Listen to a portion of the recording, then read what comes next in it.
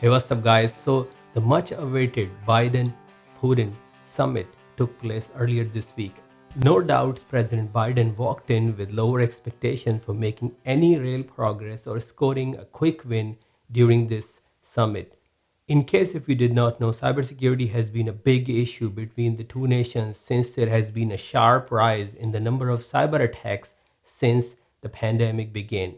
There has also been a rise in supply chain hacks such as the solar winds as well as the ransomware attacks on Colonial Pipeline and the JBS Foods in the recent months. US authorities have linked these hacks to Russia and have demanded that the Russian government put a stop to the hacking groups, regardless of the fact whether the groups are state sponsored or operating on their own privately, such as probably the case with DarkSide or Revel operating out of Eastern European countries as part of the ransomware as a service model. So in this video, I want to talk about the key takeaways from the Biden-Putin summit, what it tells us about the future of cyber attacks, and what the Biden administration can do to get anywhere with Russia on cybersecurity controls. Let's talk.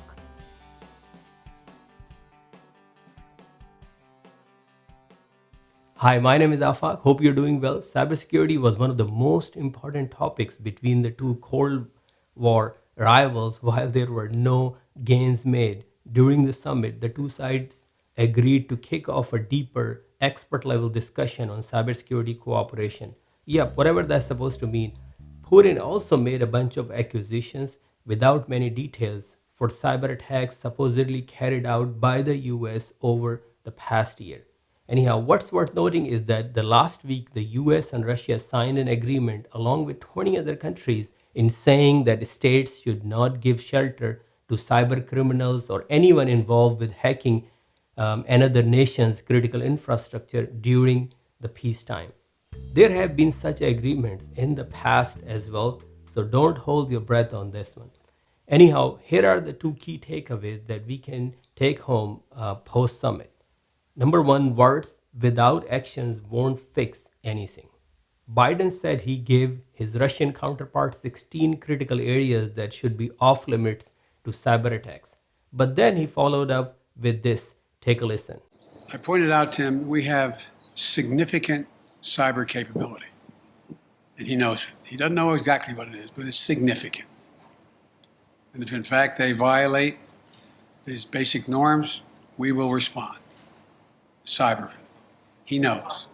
In the cyber way. I think what he is really saying is that if Kremlin or criminals operating within its territory continue with attacks on US critical infrastructure, the US will have to retaliate in kind. So what else? There are times when a nation figures out something is critical infrastructure after it has been already attacked. Take the example of the US elections in 2016. DHS did not have US elections in the list of critical infrastructure at the time it occurred, but it was added to the list back in 2017.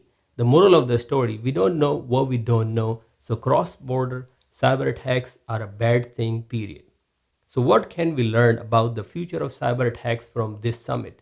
I think we need to improve our security and cyber readiness, for lack of better words, of our critical infrastructure. This is just to begin with. You can never mitigate all future internal and external cyber risks. The real thing behind that is a private-public partnership through a cyber framework or act that becomes the law.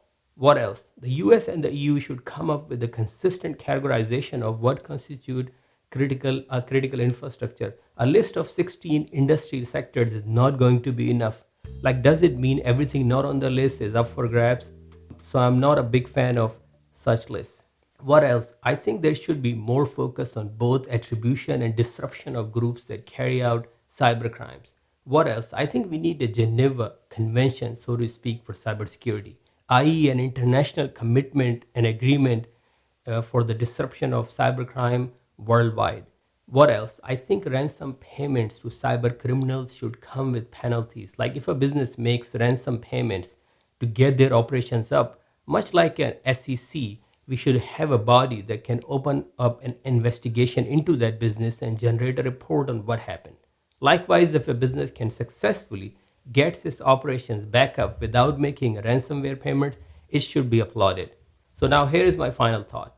I think we stand at a pivotal moment in history. We have entered the digital age or technology enabled future where nearly everything is stored electronically somewhere, and that means security remains a key component and also a moving target. So, with so much competition due to rapid innovation in just about every business vertical, businesses have to prioritize time to market every day of the week. At the same time, a slew of cyber attacks over the past year are a stark reminder that security, while an impediment to time to market, is still worth pursuing since it is no longer about being inconvenienced, it is rather about being shut down completely. Thank you for watching the video. Let me know what you think in the comments below. I'll see you guys soon. Bye for now.